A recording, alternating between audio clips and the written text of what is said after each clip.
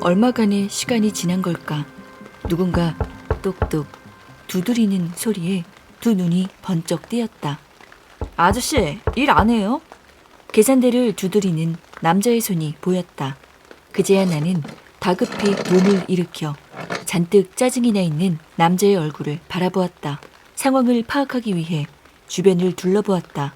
밖은 여전히 깜깜했고 빗줄기는 줄어들지 않은 채 주룩주룩 내리고 있었다. 담배 한 갑 좀 빨리 사갑시다. 나는 그에게 고개를 숙이며 죄송하다고 말한 뒤 담배를 꺼내 계산해 주었다. 그러면서 곁눈질로 실내 반사경을 확인했다. 검은 형체는 온데간데 없이 사라져 있었다. 남자가 나가자 아까 있었던 일이 불현듯 떠올라 소름이 돋기 시작했다. 서둘러 어깨와 왼쪽 귀를 손으로 털었다. 내 앞에 있던 끔찍한 얼굴이 떠올라 몸이 저절로 부르르 떨렸다. 어둑한 주변, 긴장감을 떨칠 수 없는 적막감.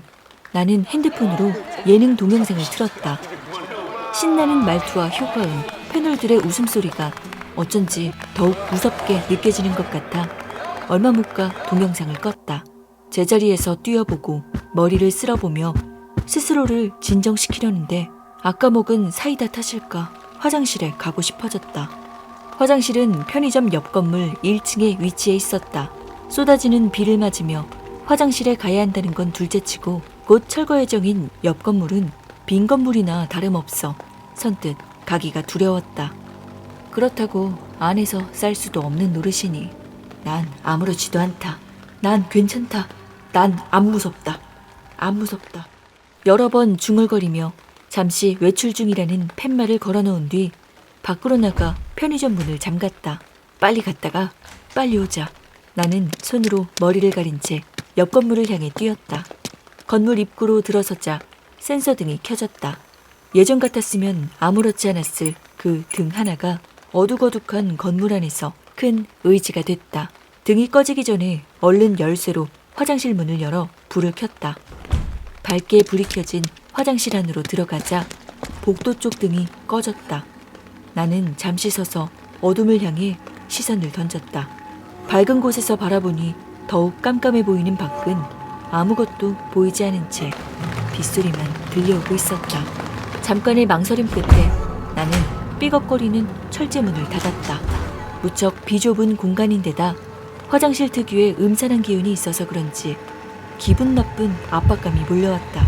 고개를 도리슬치며 이를 보는 찰나 빗소리만 들렸던 밖에서 무언가 날카로운 소리가 들렸다.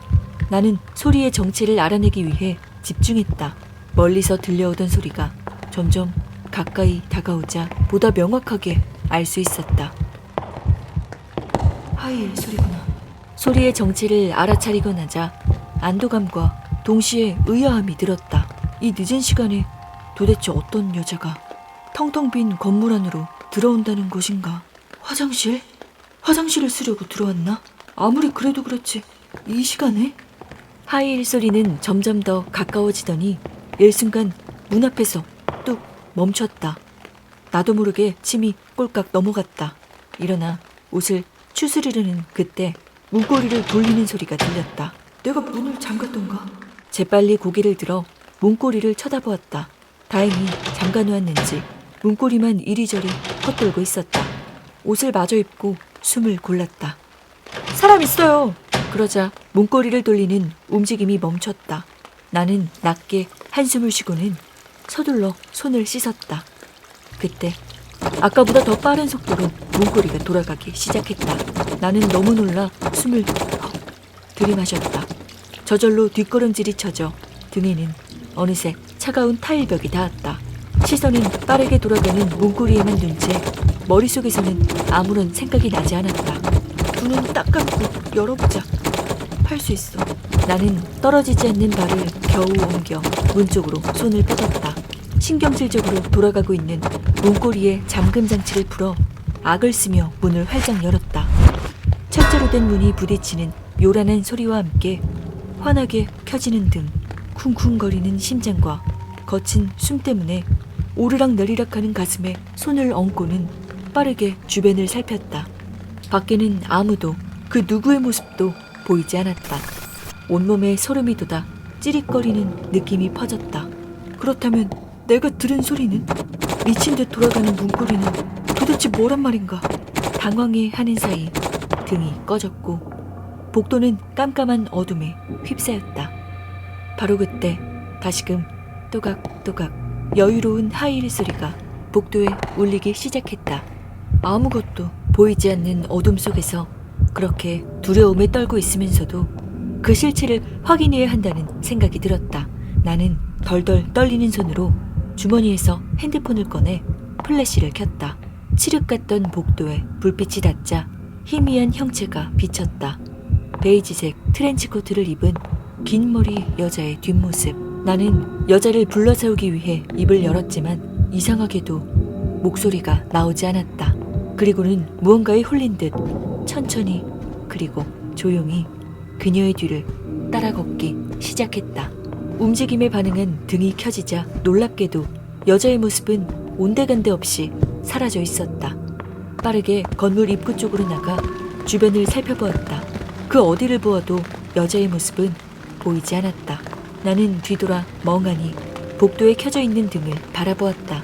시간이 지나 등이 꺼지자 한 가지 사실이 떠올랐다. 여자가 복도를 걸어가고 있을 때 불이 켜지지 않았다는 것이. 머리털이 쭈뼛쭈뼛 서며 다시 한번 주변을 살피던 중 왼쪽 골목으로 들어가는 사람의 모습이 보였다. 이것마저도 헛것인가 싶어 두 눈을 벅벅 비벼 실눈을 뜨고 자세히 보았다. 우산을 쓰고 캐리어를 끌고 가는 누군가의 뒷모습.